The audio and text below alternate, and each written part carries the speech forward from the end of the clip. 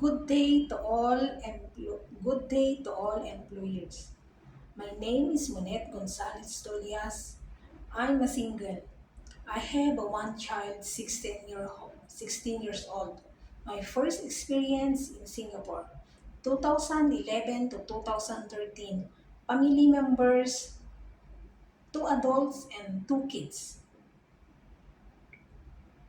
My second experience in Saudi, 2016 to 2025. Five members, two adults and three kids.